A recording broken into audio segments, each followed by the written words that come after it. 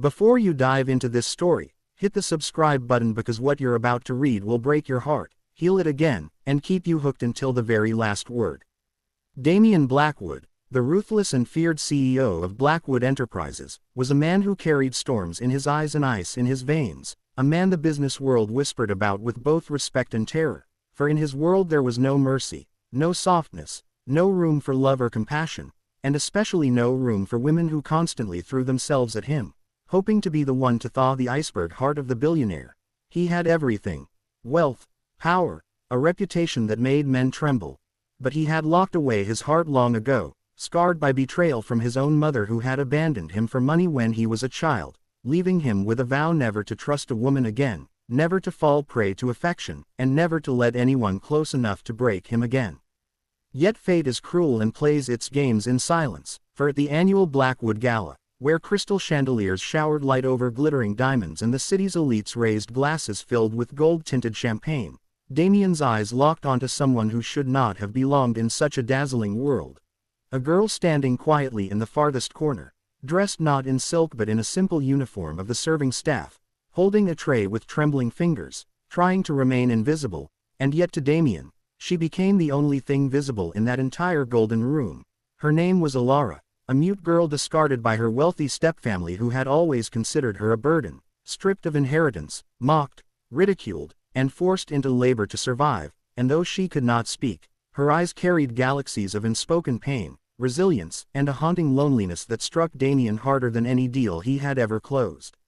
She was unremarkable in the eyes of others, unfavored, ignored, dismissed, but to him, in that instant, she was unforgettable, and though Damian had no interest in women, no patience for their games, no softness in his soul, he found himself unable to look away from her, drawn to her silence in a room filled with noise, to her stillness in a world obsessed with power, and though he didn't understand it then, his heart had already chosen her the moment their eyes met.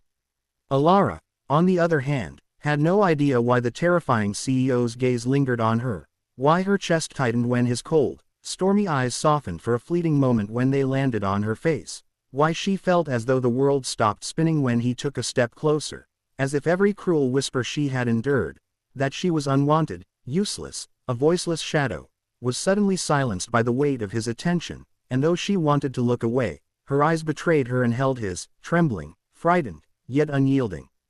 The gala ended, but Damian's obsession had only begun. He found out who she was, where she lived, what her tragic past had carved into her life, and though he told himself it was foolishness, weakness, a distraction he didn't need, he couldn't stop. He visited the small cafe where she worked part-time. He made excuses to see her, to test why his heart raced in her silence, and every time she wrote on her little notepad to communicate, he felt more words in her silence than he had ever felt in the endless speeches of politicians, investors, and models who begged for his attention.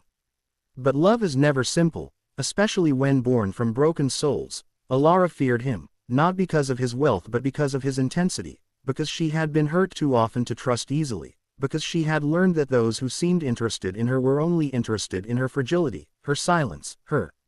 vulnerability, and she could not afford to be broken again. Yet Damian pursued her with a persistence that made even his board of directors wonder if the ice had finally cracked.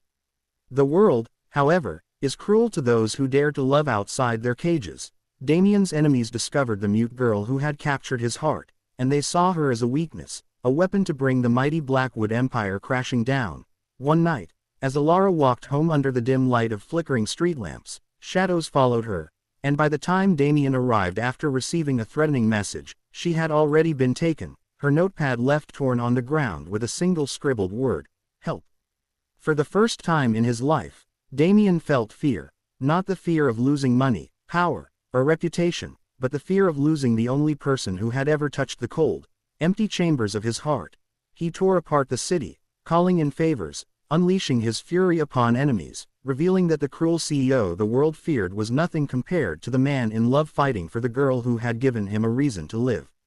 When he finally found her, locked away in a warehouse, bruised and trembling yet still alive, her eyes met his with the same unspoken strength that had captured him that first night, and though she could not say the words, her tears told him what her lips could not. She loved him, too.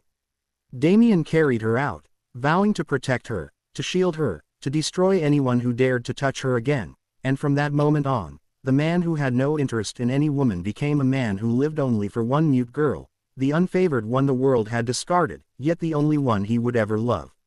But their story did not end with rescue. Their battle was only beginning, for the world would never accept that the cruel CEO had fallen for someone with no voice, no status, no wealth, and Damien had to fight not only his enemies but his own demons, learning that love was not about possession but about healing, about listening to the silence between words, about finding strength in fragility, and Alara had to learn to trust again, to believe that she was not a shadow but the light in his darkness.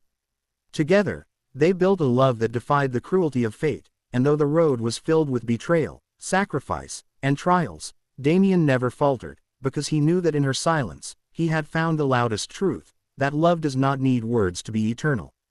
So if you want to see how their story unfolds, if you want to feel every twist, every heartbreak, and every redemption, make sure you subscribe now, because this love story is only just beginning.